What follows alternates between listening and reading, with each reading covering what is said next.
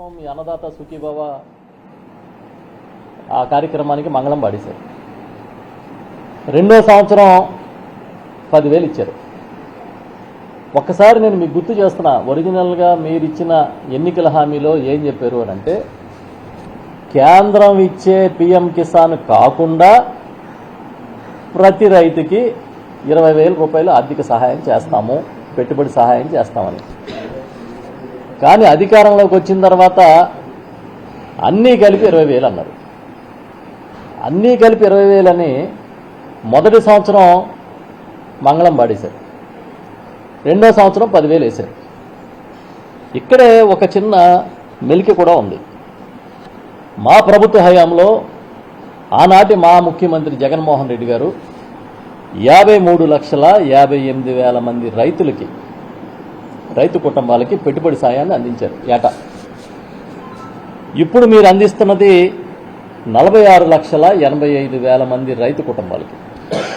అంటే సుమారుగా 7 లక్షల మంది రైతులు తగ్గిపోయారు.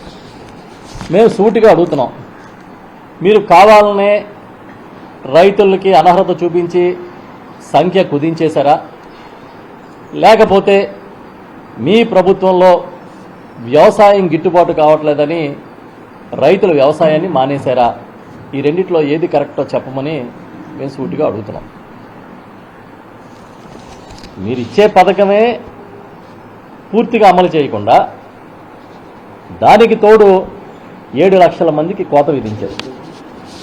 ఇవాళ వరకు మీ ప్రభుత్వం వచ్చిన తర్వాత కౌలు రైతులకి ₹1 అంటే ₹1 సాయం చేయలేదు.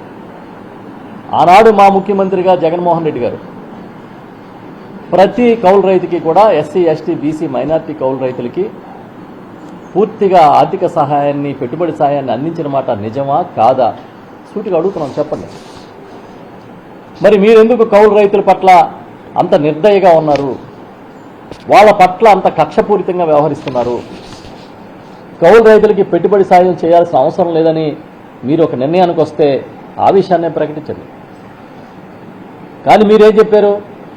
మేము ఇంకేవో లెక్కలు తీస్తున్నాం, వాళ్ళ కోసం ప్రత్యేకంగా చట్టం తెస్తున్నాం అని చెప్పి ఇవాళ వరకు ఒక్క కౌలు రైతుకి మీరు సాయం చేయలేదు. ఇది నేను చెప్పేది అబద్ధమా నిజమా? మీరు చెప్పండి. కౌలు రైతులకు ఎక్కడైనా మీరు ఒక పెట్టుబడి సాయం పలానా రైతుకి ఇచ్చామని చెప్పండి. ఇవాళ మీ నిర్వాకానికి, మీ చేతకానితనానికి, రైతుల పట్ల మీకున్న నిర్లక్ష్యానికి దేశంలోనే రైతుల మీద ఉన్న రుణభారంలో ఆంధ్రప్రదేశ్ 2వ స్థానంలో ఉంది. ఇది కఠోరమైన నిజం. ఈ లెక్క మీ భాగస్వామిగా ఉన్న బీజేపీ నడుపుతున్న ప్రభుత్వం కేంద్రంలో ప్రకటించిన లెక్కలివి. రైతు రుణభారాన్ని మోయలేని స్థితికి ఆంధ్రప్రదేశ్ రైతు ఉన్నాడు అని చెప్పి ఇవాళ కేంద్ర ప్రభుత్వం చెప్తోంది. అంతేకాదు, ఇంకా దారుణమైన విషయం ఏంటంటే, మీ రాష్ట్ర ప్రభుత్వం, ఇవాళ మీరు నడుపుతున్న ప్రభుత్వం, మీరిచ్చిన లెక్కల ప్రకారం 2025వ సంవత్సరంలో 393 మంది రైతులు ఆత్మహత్యలు చేసుకున్నారు. ఎంత విషాదమని మేము బాధపడుతూ ఉన్నాం. మీకేం అనిపించట్లేదా? ఇవాళ 393 మంది రైతులు ఆత్మహత్యలు చేసుకోవడమే కాకుండా 2,472 మంది రైతు కూలీలు కూడా ఆత్మహత్యలు చేసుకున్నారని మీ ప్రభుత్వమే ప్రకటించింది. అంటే సగటున ఒక రైతు కన్నా ఎక్కువ, సగటున 4 రైతు కూలీల కన్నా ఒక రోజుకి ఎక్కువ మంది ఆత్మహత్యలు చేసుకుంటున్నారు. ఇవి గణాంకాలు. ఆంధ్రప్రదేశ్లోని మీ కూటమి ప్రభుత్వం ఇచ్చిన గణాంకాలు ఇవి. కనీసం అసెంబ్లీ వేదిక మీద రైతు ఆత్మహత్యలు ఆపడానికి ప్రయత్నం చేస్తున్నామని కానీ, ఆత్మహత్యలు చేసుకున్న రైతులకి సాయం చేస్తున్నామని కానీ, లేదా ఆత్మహత్యలు చేసుకునే రైతులకి సాయం చేయడానికి బడ్జెట్లో ఇది పెట్టామని కానీ ఎందుకు మీరు చెప్పలేకపోయారని సూటిగా మేము ప్రశ్నిస్తున్నాం. వైఎస్ఆర్ పార్టీ తరఫున సమాధానం చెప్పండి. రైతుల కన్నీళ్లు మీకు కనిపించడం లేదా? రైతు కుటుంబాల మౌన రోదనలు మీకు వినిపించడం లేదా? పండించిన పంటలు గిట్టుబాటు ధరలు లేవు, మార్కెట్ ఇంటర్వెన్షన్ లేదు, కనీసం వాళ్ళని ఆదుకుందామనే ఆలోచన ఈ ప్రభుత్వానికి లేదు. కేవలం మీకు పబ్లిసిటీ చేసే సొంత మీడియా ఉంది కాబట్టి, మిమ్మల్ని ఆకాశానికి ఎత్తి జాకీలు పెట్టి లేపే సొంత మీడియా సంస్థలు మీ గుప్పిట్లో ఉన్నాయి కనుక మీరు ఆడిందాట పాడింద పాట కింద సాగుతుంది తప్ప ఒక్క రైతు కంట కన్నీరుని తుడిచే ప్రయత్నం మీరు చేయలేదని మేము చెప్తూ ఉన్నాం.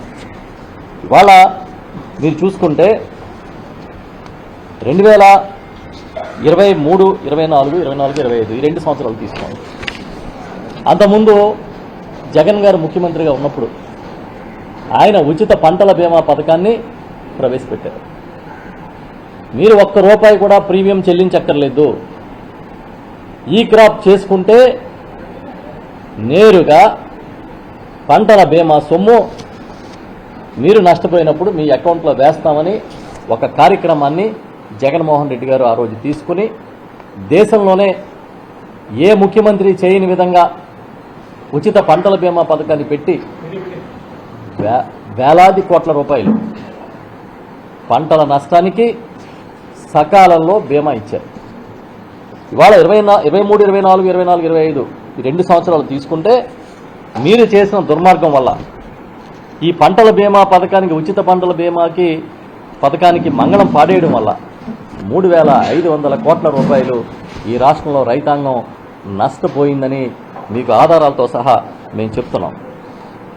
వాళ్ళ ఇంతకుముందు 55 లక్షల మంది కుటుంబాలు జగన్మోహన్ రెడ్డి గారి నాయకత్వంలో ఉన్న ప్రభుత్వం ఆ రోజు తీసుకున్న పంటల బీమా, ఉచిత పంటల బీమా పథకం వల్ల లబ్ధి పొందితే, మీరు వచ్చిన ఈ 2 ఏళ్లలో మీరు ప్రవేశపెట్టిన పంటల బీమా పథకం కింద ఎంతమంది రైతులకి లబ్ధినిచ్చారు సూటిగా అనౌన్స్ చేయమని చెప్పి ప్రకటించమని మేము డిమాండ్ చేస్తున్నాం. ఎలా జరిగింది అని అంటే, రైతే ప్రీమియం కట్టుకోవాలి. లోన్ తీసుకుంటే ఆ రుణం తీసుకున్న సమయంలో బ్యాంకు మినహాయించుకుని ఎకరానికి 700, 800 ఇన్సూరెన్సులు పరిధిలోకి తీసుకొస్తారు.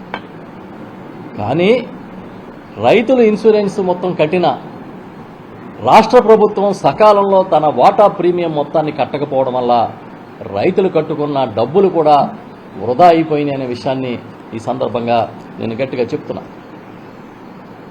అంటే రైతుల పక్షాన వాళ్ళు కట్టుకోగా మిగతా రాష్ట్ర ప్రభుత్వం కట్టాల్సిన ప్రీమియం మొత్తాన్ని మీరు ఎందుకు కట్టలేదు?